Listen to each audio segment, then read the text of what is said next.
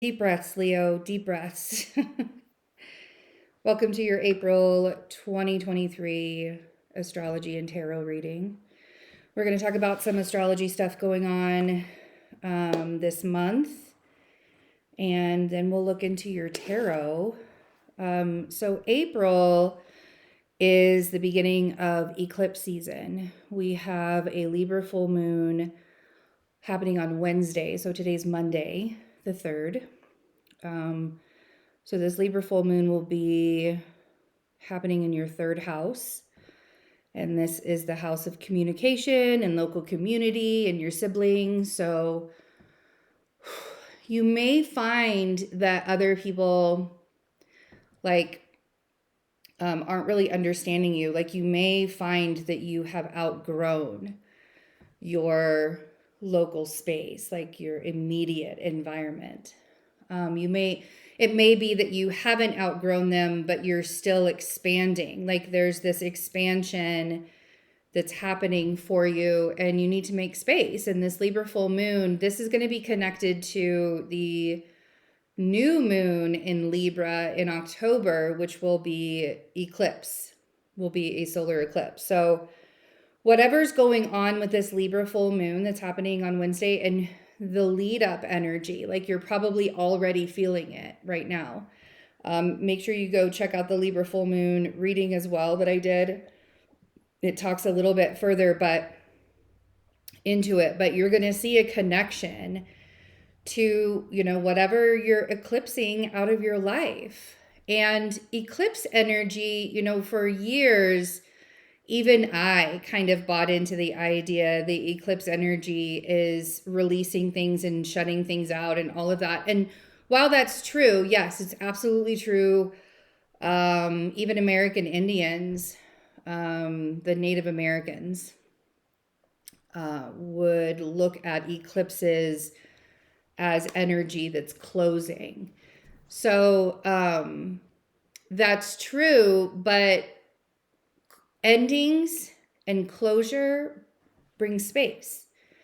And so we're starting new things as well with this eclipse energy. So I really want you to pay attention for your life to see what it is. For some of you, you may be needing to start writing things down, like start writing out, like if you're an author, start writing out your story, your next story that you're going to be doing. This eclipse energy is going to be bringing something. So the Libra full moon is leading us to the Aries total solar eclipse that's happening on April 19th. This is happening in your 9th house of expansion and belief systems. This Aries total solar eclipse is really special for a couple of reasons. First of all, it's the second Aries new moon that we've had in the last month. And the first Aries new moon was at the 0 degree, 0/1 degree. And this one is at the 29th degree, which is an anaretic degree, the fated degree. It's the degree of fate. And it expands upon the energy of whatever. So this is the moon at 29 degrees. And the sun at 29 degrees in your 9th house. And your 9th house is belief systems. And this is going to be a total solar eclipse. So your belief systems linked up to your local environment, your immediate environment. That's what the 9th house and 3rd house axes. It's about learning. It's about expanding yourself. It's about opening yourself up to new things and learning new techniques and modalities and life and like all of that. So you may be closing out chapters when it comes to old belief systems that you used to hold. Some of you, it may be in really, really big ways where you completely release one certain religion and have a completely different belief system. In other ways, it may be very subtle and on a mundane, everyday kind of existence instead. 2 days after the total solar eclipse, Mercury retrograde begins in Taurus. So Mercury will be retrograde in Taurus from April 21st until May 14th. Pre-shadow starts April 7th. So in just a few days, we'll start the Mercury pre-shadow. And really, the pre-shadow and the post-shadow are when I notice Mercury retrograde the most. Or like even those days, like the day where it's Mercury is stationed, it's going to be at the 5th degree and the 15th degree this month. So when Mercury is stationed at that 15th degree to go retrograde, when Mercury is stationed at that 5th degree to go direct, it's like that's when I feel the clunkiness of Mercury retrograde the most. So this will be happening in your 10th house. The 10th house is the most public house in your natal chart. So anything career wise, like you may find that your job changes in some way. That could equal a promotion. It could equal just like shifting. You may find that like it could be that your business is changing offices or something like that, but like expect changes in your career or public life. For some of you, you're going to want to like sort of stay in the shadows and not really be, sociable during this time. And that's perfectly fine as well. Make sure that any kind of documentation, like you're reading every single letter, every single word, you're crossing all of your T's, you're dotting all of your I's, you're making sure that you're putting in your 2 cents for things as well. So, all right, Leo, let's see what it is that you are surrendering for April. Power of Surrender cards. What is Leo surrendering? All right. That one was pretty loud. It like flew up there. So surrender to your soul's path. Wow, nice. So I want to say Cancer got this as well. I think it was Cancer. It was either Cancer or Gemini. Surrender to your soul's path.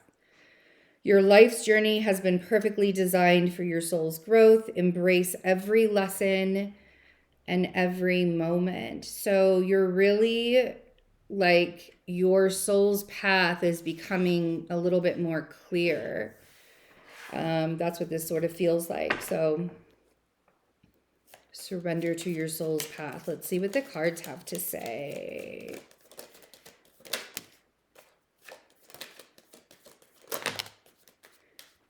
The energy has just been so weird lately that it's hard to surrender to things right now.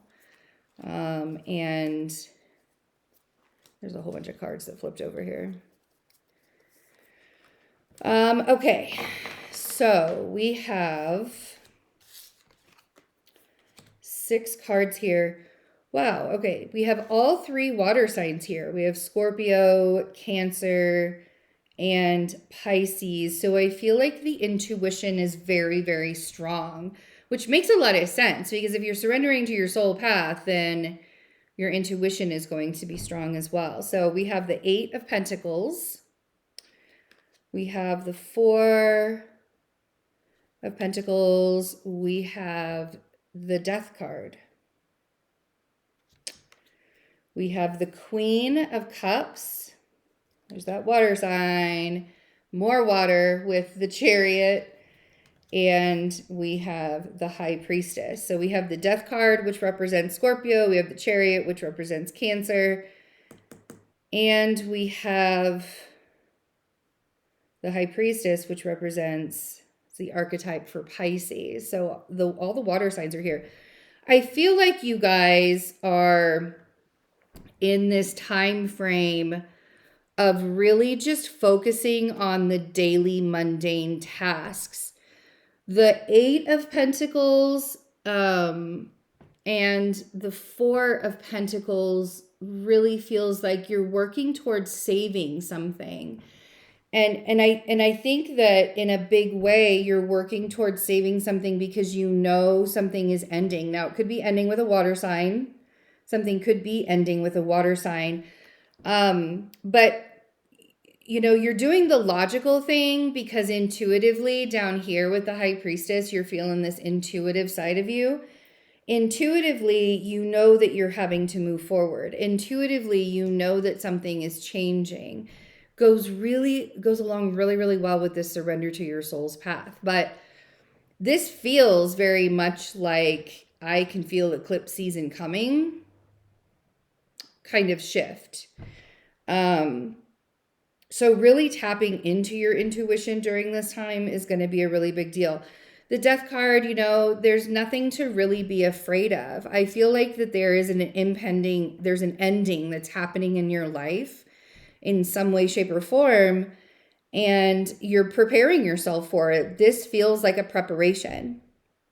And it feels like a preparation because you know that there's something that you're moving forward on, that you're moving towards intuitively and logically. Both of them. Let's clarify. This reading is like so straightforward. That's what I feel like you guys are doing right now. Like you're in preparation because you're so tunnel visioned. You're like, I know what it is that I want. I know that there are certain endings that are happening. I know that there has to be another beginning that's going to start. Like I can't just stay in limbo all the time, right? Like that's what this feels like. Okay, let's clarify the Eight of Pentacles. For some of you, you're really super focused on work because you don't want to focus on something else. You don't want to focus on something else. And I'm curious if it's the relationship that you don't want to focus on. Because like in this Eight of Pentacles, this person's got their head down. It's like the mundane tasks, everyday tasks of life. Clarifying the Eight of Pentacles is the Devil. So this definitely feels like a work thing. You could have a Capricorn energy around you as well. But I feel like this is you diving so hard into work. It's almost like a distraction. You have to understand that you can't distract yourself from eclipse season. You just can't. The Two of Cups and the Moon on the Four of Pentacles. And so are we holding on to a relationship because of the unknown of this relationship? Are we holding on for dear life because we know that things are changing? So the eclipse is showing up here with the Moon card.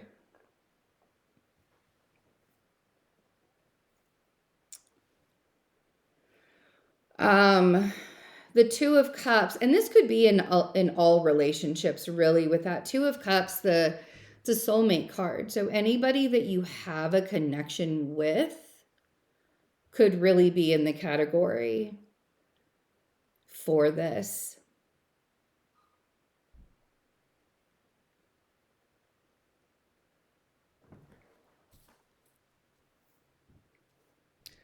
But it's like, that you want more for your life. You want more in your life, and that's why the changes are happening. That's why the changes are occurring. Let's see what this Scorpio, this Death card. Oh, okay. For some of you, it is the ending of a marriage. For some of you, it's the ending of living in one place and you're ready to live in another place. The Scorpio eclipse that'll be happening in May, which we're going to talk about more when we get closer to May. But the Scorpio eclipse that's happening in May will be in your fourth house, right? And so we have the Four of Wands here on the Death card. So this is really very, like premonition in a big way. Like there's something ending with your stability. And it could just be your belief system around what stability is supposed to look like. Because it looks different for everybody and it changes through your life. Like the way that I thought that I was meant to be stable years ago is not the way that I thought that I was going to be stable now. You know what I mean? Like there's such a difference when it comes to the stable factor. Knight of Cups on the Queen of Cups. I feel like this is, like I don't want you to distract yourself so much that you miss this message coming in. Because I feel like this water sign is bringing some softness into your life in some way. And so there's some kind of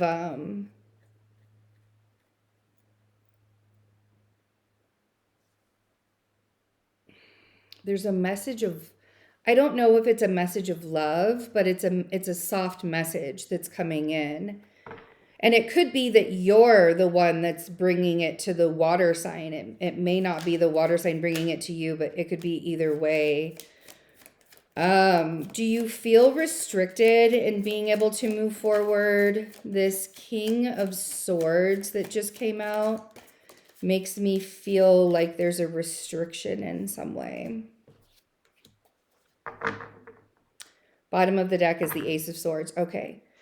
So there's definitely a conversation that needs to be had. And I feel like this conversation has a lot to do with the next part of your journey, with the next part of like the next steps that you're going to be taking on your journey. King of Swords on the Chariot.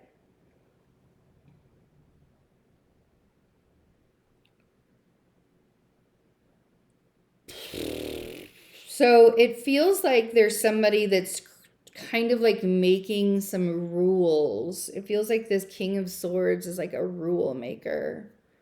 I don't know what that means. That means something to somebody out there. But it feels like this King of Swords is making the rules for you. Could be that you're traveling to a King of Swords. For some of you, this feels like a relationship is leveling up. For some of you, it feels like you're getting married because we have the Hierophant here. Or you're either getting married or engaged. With this Knight of Cups here, I feel like there's this intuitive feeling that you're either getting married or engaged this month. I mean, you probably already know if you're getting married, but you don't know if you're getting engaged. For some of you, you don't see it coming because you're so focused on work. Like a lot of you are so focused on work that you don't see what's happening in the outside world. And there are parts of your stability that you need to pay attention to.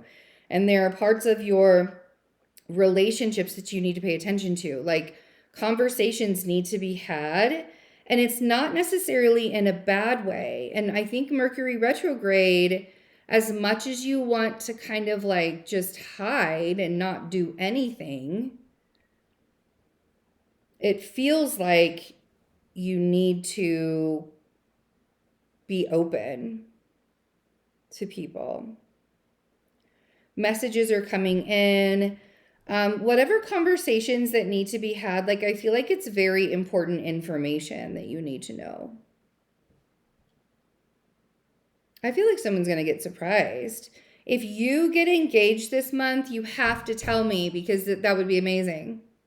But yeah, some of you are like moving in with somebody new. Anyways, if you want to look further, because I feel like this is a very personal message for someone. So if you want to look further into what's going on, I do have April open for readings, and I still have 20% off the astrology and tarot. So if you want to get a tarot reading, see what's going on here, or you want to get a tarot reading and then like add the astrology to it, you'll basically be getting like the astrology for free. But there's like this add-on that you can add the astrology to it, and we can look and see what's going on. But anyway, so you guys have a lot going on, and I feel like there's this massive leveling up that's happening, and things have to shift and change when that's the case. So I love you guys. I hope you have a wonderful April, my dear Leo friends, and take really good care of yourselves. Bye.